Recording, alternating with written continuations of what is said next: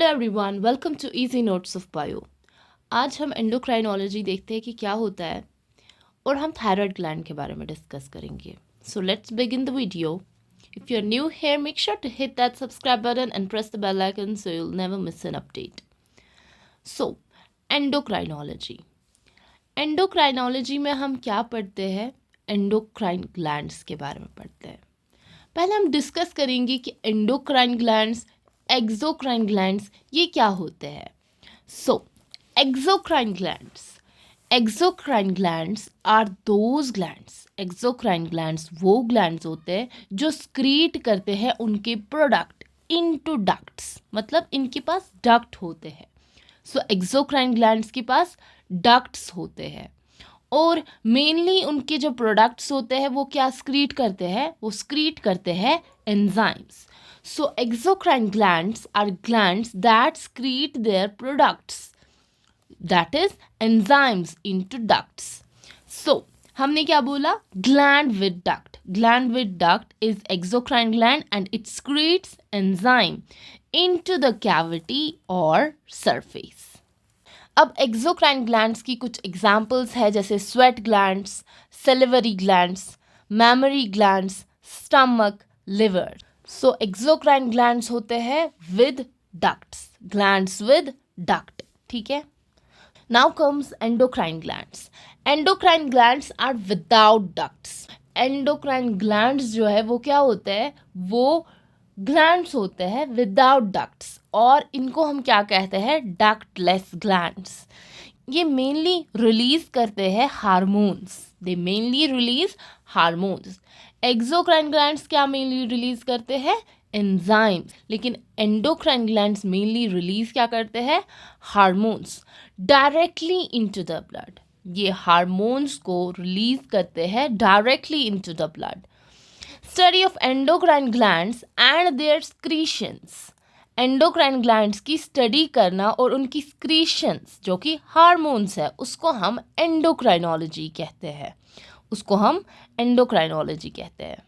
So let's recap. हमने क्या पढ़ा? हमने एक्सोक्राइन ग्लैंड्स के बारे में पढ़ा कि ये वो ग्लैंड्स होते हैं जिनके पास डक्ट्स होते हैं और उनकी मेन स्क्रीशन क्या होती है? उनकी स्क्रीशन होती है, वो स्क्रीट करते हैं एंजाइम्स को।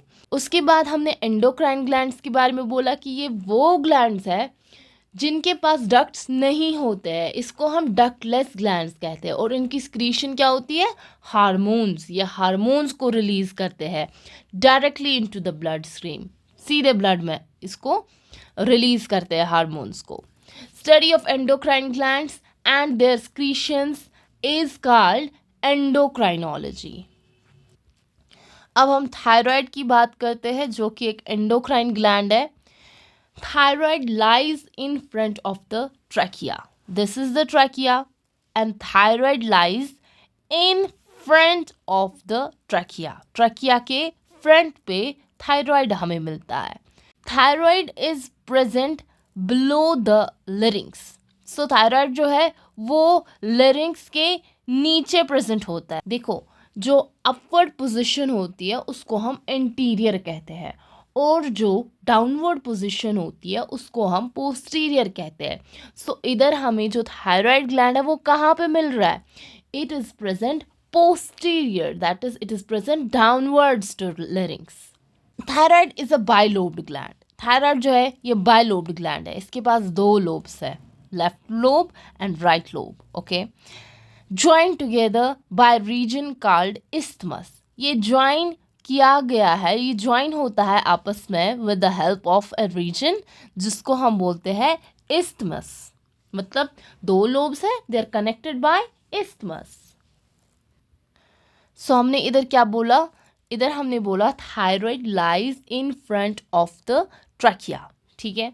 ट्रैकिया के फ्रंट में पाया जाता है, बिलो द लेरिंग्स पाया जाता है। बिलो मतलब पोस्टीरियर टू लेरिंग्स, ठीक है। बाइलोब्ड ग्लैंड है and connected with the help of isthmus। isthmus के थ्रू ये कनेक्टेड है। Extension of thyroid in terms of vertebra, मतलब एक्सटेंशन क्या है, किधर से किधर तक वो पाया जाता है। So it is present from C5 to T1, C5 to T1। आपको यहाँ पे इमेज शो की गई होगी, उस पर दिखाया गया है कि C5 बोन कहाँ से स्टार्ट होती है and it's up to T1. So thyroid की position with respect to vertebra is from C5 to T1. Histology of thyroid gland. What is histology? Histology is the arrangement of tissues or cells. ठीक है, arrangement of tissues और sales, उसको हम histology कहते हैं. अगर हम थायराइड ग्लैंड की टिश्यू की बात करें, thyroid is composed of follicles. Thyroid जो है वो फॉलिकल्स का बना होता है. यहाँ पे दिखाया गया है thyroid follicle. So thyroid is composed of follicles. The follicle is formed by the follicular cells. जो फॉलिकल है वो किसका बना होता है? ये सेपरेट सेल आप देखते हो, इसको हम बोलते हैं फॉलिक्यूलर सेल या thyrocytes. So follicle is formed by the follicular cells और thyrocytes. Follicular cells surrounds one particular lipid called colloid. ये स्पेस है इसको हम बोलते हैं कोलॉइड, या यहाँ पे जो स्पेस बना के है इसको लिख के भी है that it is called colloid. Colloid क्या है? It is the proteinaceous liquid.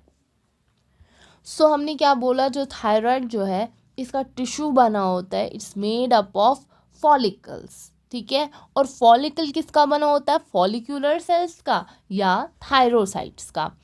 Follicular sales किसको सराउंड करती है? एक स्पेस को, जिसको हम कोलाइड कहते हैं. कोलाइड में क्या होता है? उसमें प्रोटीनेशियस लिक्विड प्रेजेंट होता है. Now major protein that is present in colloid is thyroglobulin. Colloid में थायरोग्लोबुलिन नाम का प्रोटीन प्रेजेंट होता है. Protein is divided into two. या तो प्रोटीन फाइब्रस हो सकता है या तो प्रोटीन ग्लोब्यूलर हो सकता है. If it is fibrous then it's thread like. अगर प्रोटीन फाइब्रस है तो उसको हम कहते हैं कि वो थ्रेड लाइक है. दैट इज प्रोटीन जिसको हम कोलाजन कहते हैं. Collagen is a fibrous protein. Elastin is a fibrous protein. ठीक है.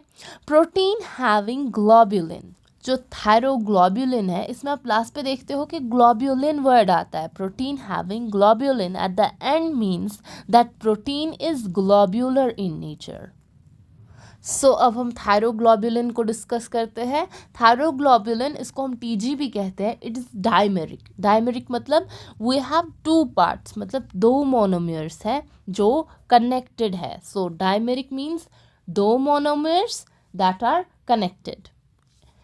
टायरोसिन रिच है और ग्लाइकोप्रोटीन है. So thyroglobulin is what? Thyroglobulin is tyrosine rich dimeric globular protein present in the colloid of the follicle of thyroid. अब हमने इतना पता है कि thyroid is composed of follicles. So thyroid किसका बना होता है? फॉलिकल्स का बना होता है. और फॉलिकल किसका बना होता है? फॉलिक्यूलर सेल्स का बना होता है. इसके सराउंडिंग इन्वायरमेंट में क्या होता है? इसमें स्कैटर्ड सेल्स होती है जिसको हम पैराफॉलिक्यूलर सेल्स कहते हैं.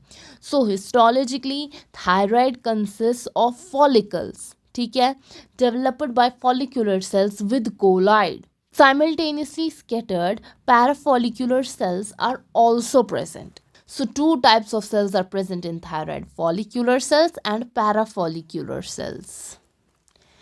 यहाँ पे एक्स्ट्रा पॉइंट दिया गया है, पैराफॉलिक्यूलर सेल्स ऑरिजिनेट और इवॉल्व फ्रॉम न्यूरल क्रस्ट. ठीक है, और फॉलिक्यूलर सेल्स जो होती है वो एंडोडर्मल होती है इन ओरिजिन.